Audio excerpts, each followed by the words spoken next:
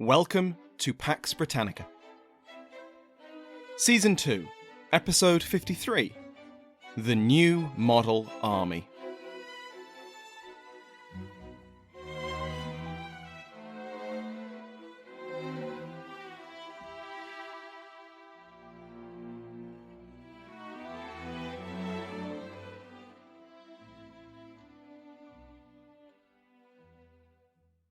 Welcome back to Pax Britannica. I'm your host, Samuel Hume.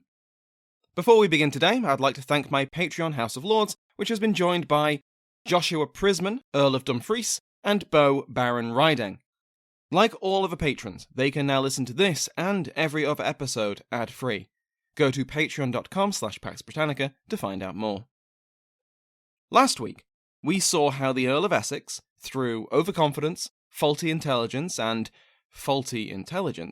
got the main parliamentary field army trapped at the Cornish town of Loswithiel. Essex then won his place among the great military leaders of history, Caesar, Belisarius, Mehmed the Conqueror, by bravely sailing away from the debacle and leaving a subordinate to take the fall and come to terms with Charles I. The disaster of Loswithiel was soon followed by the missed opportunity of the Second Battle of Newbury. Essex only receives limited blame for this because he was off sick, but his subordinate commanders, the Earl of Manchester, Sir William Waller, Oliver Cromwell, and the ramshackle executive committee imposed on the army by Parliament, came up with an overcomplicated strategy. Despite being heavily outnumbered, the king and his royalists held off a two-pronged parliamentary assault, surviving with minimal casualties until they escaped the net in the night. Accusations were flying. Accusations of treachery, of incompetence, of not fighting to win, of aiming for a place in the post-war government. Parliament was winning this war. Marston Moor had assured the conquest of the north, and the royalists were now restricted to the English southwest, Midlands, and most of Wales. But the king was still fighting, and if these divisions within parliamentary ranks weren't dealt with, Charles could one day march triumphantly through the streets of London and have all their heads on spikes. Something had to change.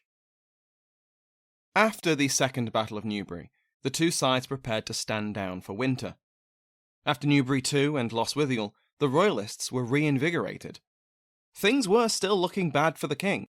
Parliament controlled 2/3 of England, about 1/3 of Wales, and most of the major cities and ports, but the king was still determined to win an outright victory. Prince Rupert, despite Marston Moor, still enjoyed his uncle's support, and he was appointed Lord General of his armies. His brother Maurice and Lord Goring were both moved to the Welsh and Western armies respectively. With those changes, the king put his army into winter quarters and maybe clapped his hands in a job well done kind of way. He'd reorganised his military, ready for the next campaign season, and such was the centralised state of the royalist military that he could have done all this with a few letters and stamps of the Great Seal. Across the lines, Parliament also reorganised their forces, but it was a far more involved process than it had been for Charles. Where the royalists had a unified command structure with the undeniable authority of the king at its top, Parliament was, well, it was Parliament. Parliament's chain of command was less of a chain and more a tangled mess of frayed rope. Essex was overall commander, but his subordinates had far more individual autonomy, with a tendency to take orders from Essex or from Parliament as suggestions. Manchester certainly did so, which we can see in his relaxed march south after Marston Moor. To justify his cautious approach to the war, Manchester famously told the frustrated Cromwell that, quote, "If we beat the king 99 times, yet he is king still, and so will his posterity be after him.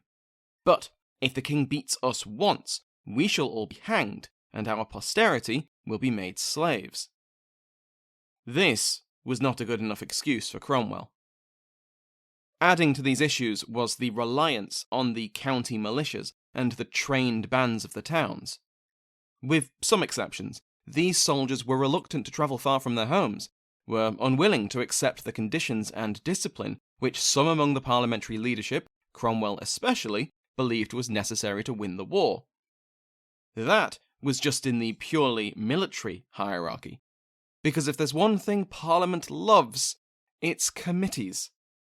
The overall parliamentary executive was the Committee of Both Kingdoms, which had replaced the Committee of Safety. But on top of this, MPs and Lords sat on multiple overlapping committees which oversaw supplies, discipline, training, recruitment, procurement, and even, such as at Newbury too, military commands. These committees, and the men who controlled them, jostled for influence, for resources, for power, to grant these to their allies or deprive them from their rivals. It was a mess. And that's before you get into factions, but more on that later. After Newbury too, the House of Commons summoned their commanders to London to explain what the hell just happened. Cromwell and Waller rushed back to the capital. They'd previously complained to Parliament about the conduct of Essex and Manchester. Waller had been doing just that, as Essex obliviously ran headfirst into the Cornish trap, and now their failures had become too much to bear. Waller and Essex had serious personal differences, and their rivalry had only grown as the war had gone on, with Waller's successes and Essex's failures.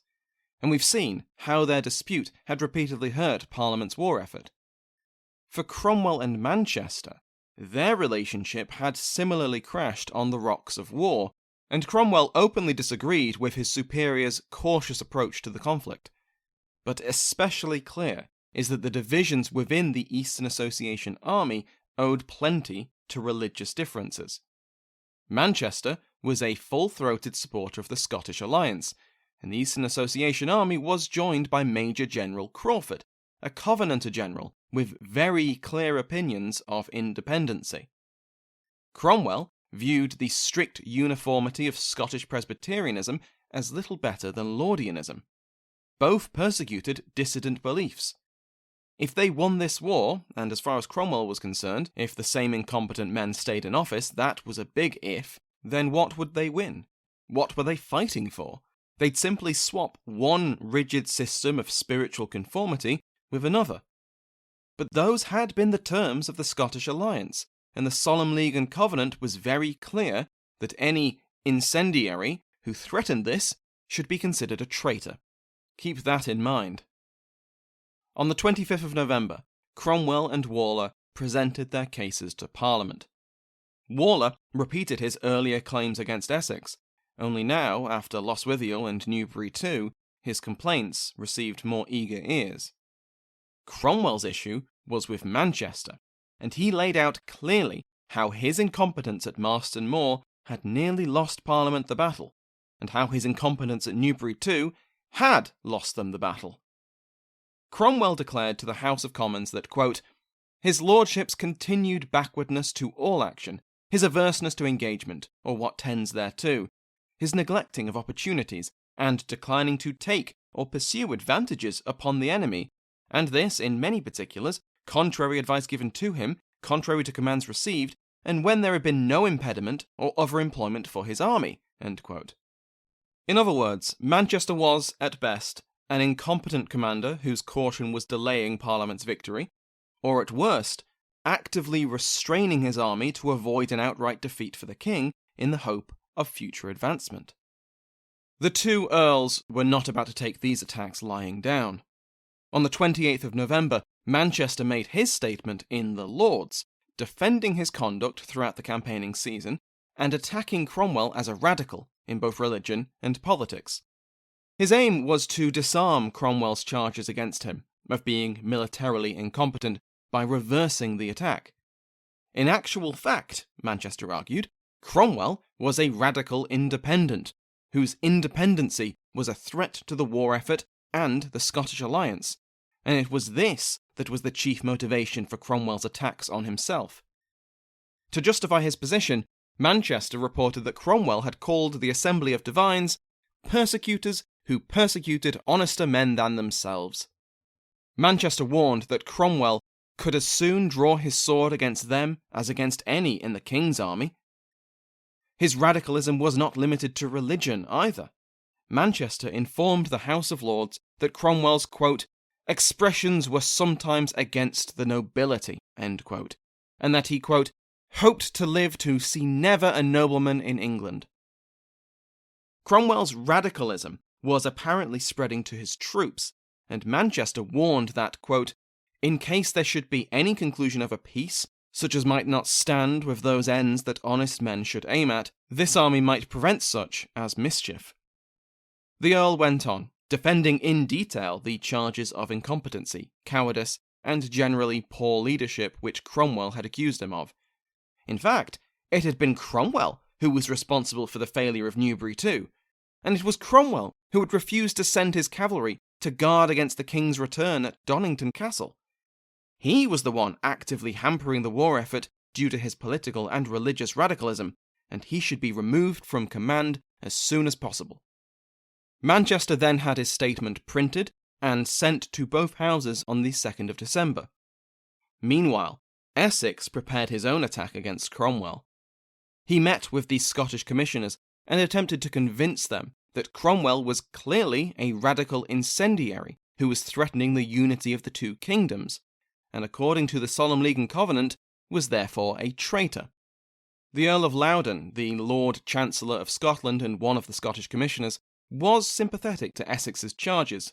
Quote, ye ken very well that Lieutenant General Cromwell is nae friend of ours, and since the advance of our army into England, he hath used all underhand and cunning means to take off from our honour and merit of this kingdom. End quote. But the charges didn't stick. Politically, Essex didn't have the support he needed in the Commons to bring down a celebrated officer on charges of treason. Legally, the commissioners consulted their lawyers, and in their opinion the case had little chance of success, and it wasn't worth the political cost to try. Cromwell learnt of this legal attack against him, and that it had crashed and burned, and it only pushed him on.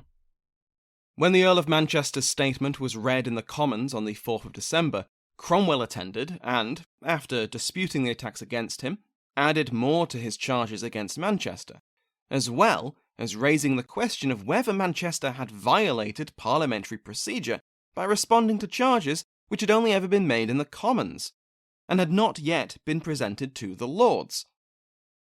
By raising this potential breach, Cromwell forced the House to appoint a committee, because they love committees, to rule on the issue.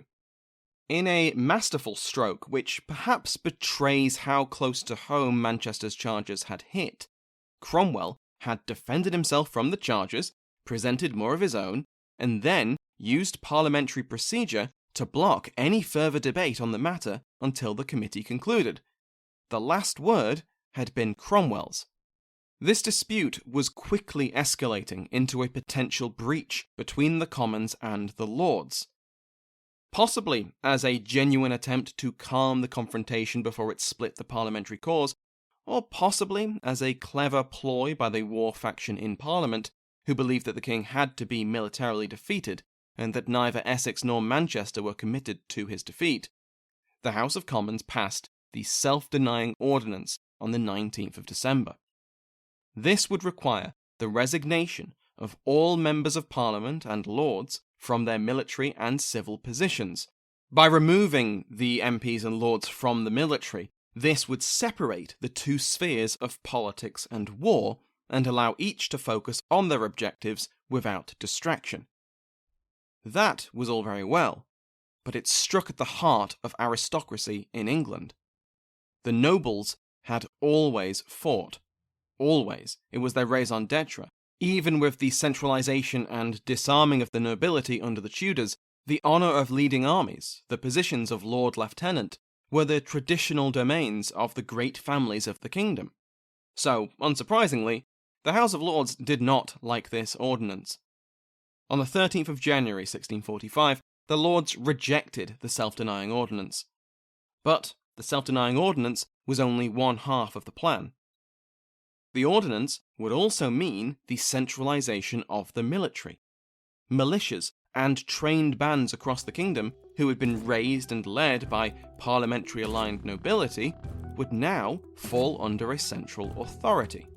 Earlier in the year, in criticising the execution of the war, Waller had proposed a new modelling of the parliamentary army, where regional armies and militias would be brought together under a single national army dedicated to winning the war wherever they needed to fight. No more individual commands, no more local militias refusing to march far from home. A professional national army was needed.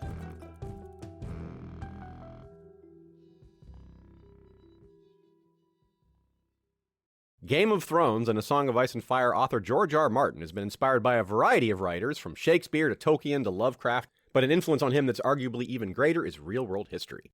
The conflict between the Starks and Lannisters has a lot in common with the Wars of the Roses that began with the Yorks and Lancasters, for example. HBO is premiering House of the Dragon Season 1.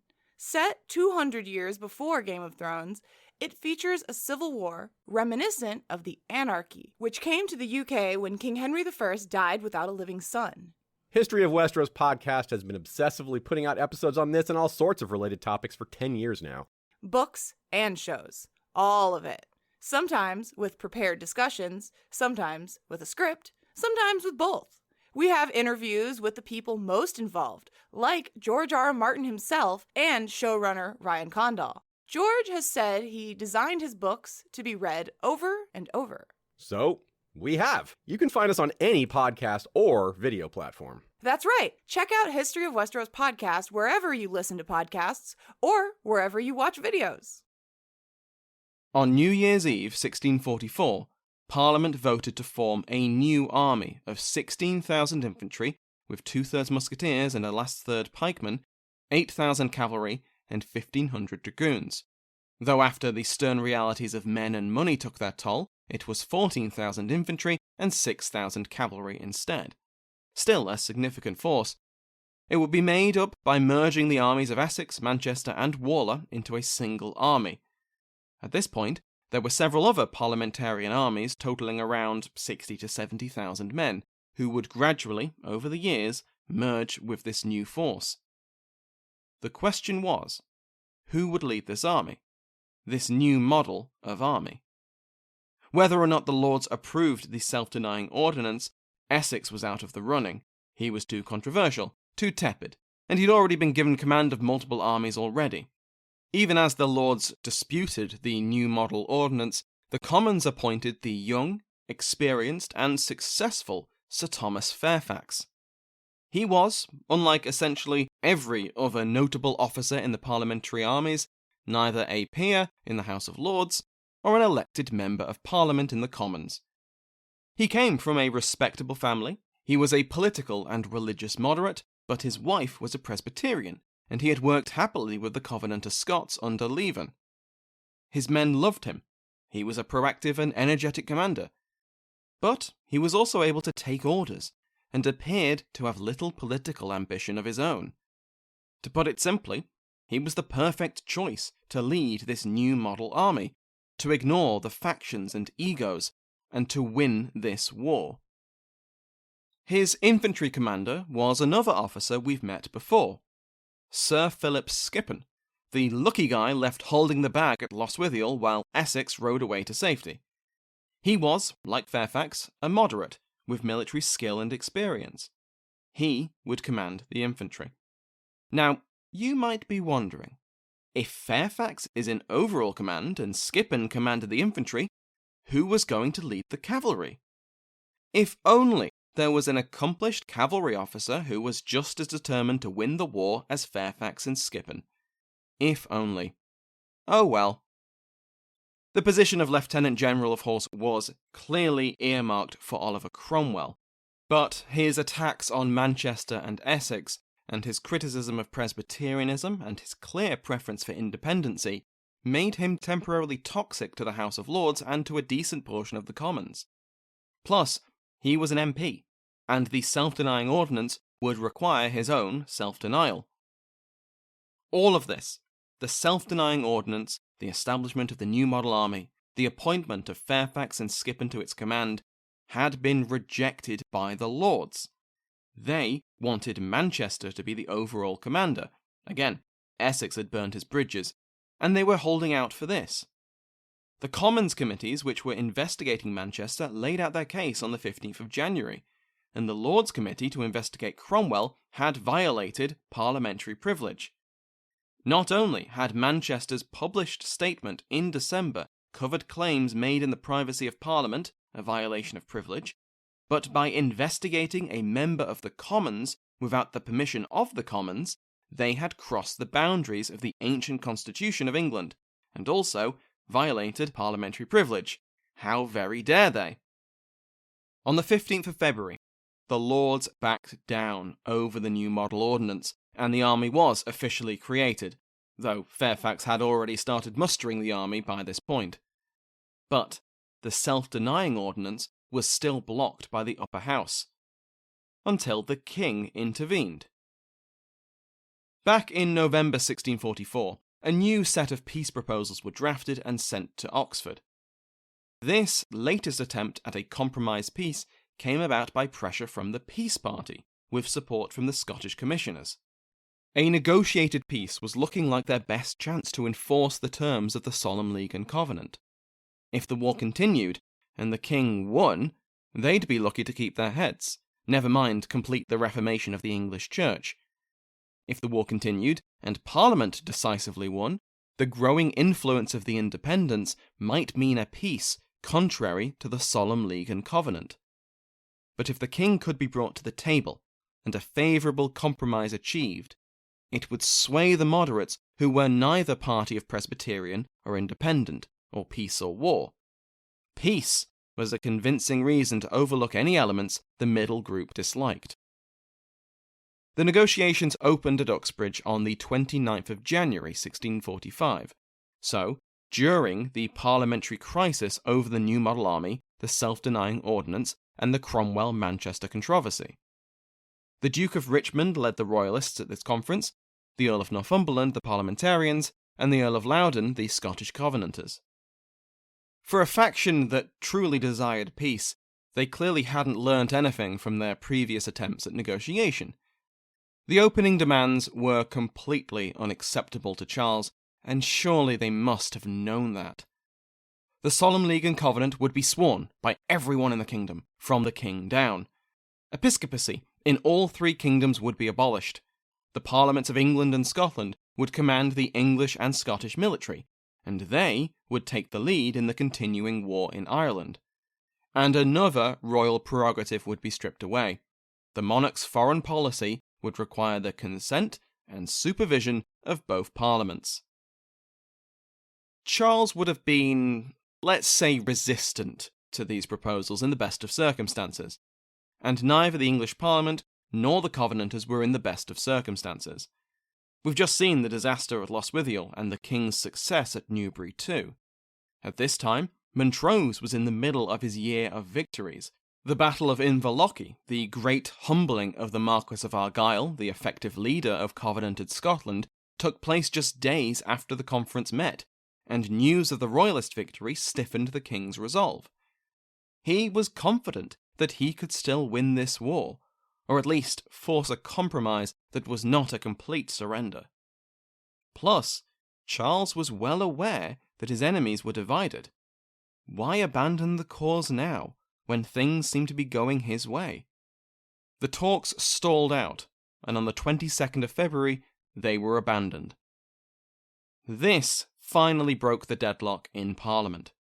The failure of the Uxbridge Treaty was a failure for the Presbyterian peace faction, and continuing the war, winning the war, seemed the only way forward. It took another month of negotiation, and a redrafting of the ordinance to allow officers to be reappointed after they resigned. But on the 3rd of April, the Self-Denying Ordinance was formally passed by both Houses of Parliament. The ordinance allowed a 40-day grace period, but once that passed, the roster of parliamentary officers dramatically changed. Manchester and Essex were gone, of course, but so was the Earl of Warwick, the Lord High Admiral, as well as Sir William the Conqueror Waller, and Oliver Cromwell. Now secure in his position, Lord General Sir Thomas Fairfax continued his preparations to actually win this war.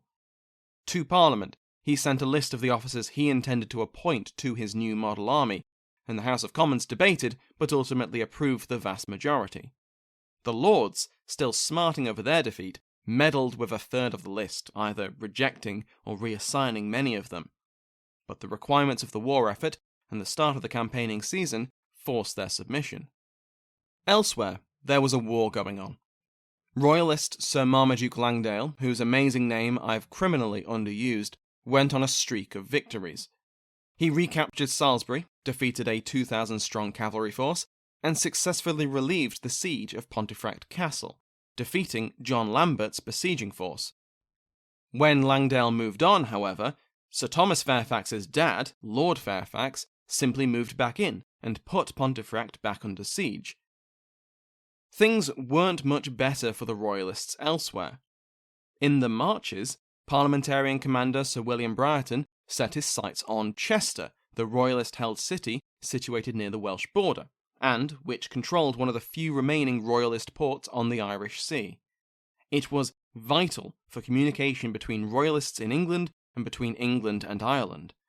Brereton established a fort to the city's east, cutting one of the main land routes, and established a loose cordon to half-heartedly try and starve the garrison out. But the city's access to the sea via the River Dee made this unlikely.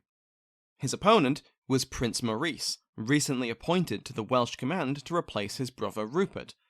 Maurice was determined to lift the siege of Chester. Conscripting as many men as he could, he marched from Oxford to Shrewsbury. Here, he requisitioned most of the garrison. Brereton had moved to block his advance, and so Maurice manoeuvred around him, heading west into Wales, through northern Wales, and then crossing the border to the west of Chester, scaring off the cordon Brereton had left around the city. Huzzah! Well done, Maurice, you've saved the day. Except not quite. Because Brereton then sent 600 men south, who linked up with another parliamentary force, and they descended on Shrewsbury. And where was the Shrewsbury garrison? At Chester. Shrewsbury's city walls were quickly stormed, and the castle garrison surrendered a day later. Brereton arrived soon after, patched up the damage, and secured Parliament's hold over the city. The fall of Shrewsbury was a serious blow to the Royalists. It was another regional capital lost, along with the arsenal and supplies kept there. Maurice was never trusted with independent command again. Another Royalist defeat soon followed on the opposite coast. Scarborough, held by Hugh Cholmondeley, was captured by parliamentary forces under John Meldrum. Cholmondeley withdrew the garrison from the town to the castle, and he'd hold out for several months, but the town and port was now lost to the king. One silver lining, which Cholmondeley gleefully noted, was that at one point Meldrum was sighting his artillery on the castle, when a sudden wind took his hat off his head. Meldrum went to catch it, but the breeze then pushed his cloak over his head, and now blinded and off balance, went plummeting off the cliff onto the rocks. Meldrum did survive his fall, but it must have been embarrassing for him and hilarious for the defenders. Next week, we will see the new model army in action, as the vacant position of Lieutenant General of Horse goes to a certain talented cavalry officer. He'd had to resign his position under the Self-Denying Ordinance, but Parliament needed his skills, and an exception was made. Next time, Oliver Cromwell will once again ride to war, and prove their trust was well placed. Thank you to my House of Lords, including but not limited to the King's favourite Mike Sanders, Sue Bremner, Duchess of Wellington, Brandon Stansbury, Marquis of Montague, and William Pendleton, Earl of Dorset. Remember that every patron, regardless of rank, receives an RSS feed, which you can put in any podcast app to listen to the podcast ad-free. Do you know a history buff who you think would enjoy the podcast? Word of mouth, personal recommendations, and sharing on social media is the best way to help a podcast grow. Thank you to everyone who has already recommended Pax Britannica. It helps keep a roof over my head, and the episode's coming. Remember to give the History of Westeros a listen if you haven't already. Thank you to Sounds Like an Earful for the interval music in today's episode, to my entire House of Lords, and to you for listening.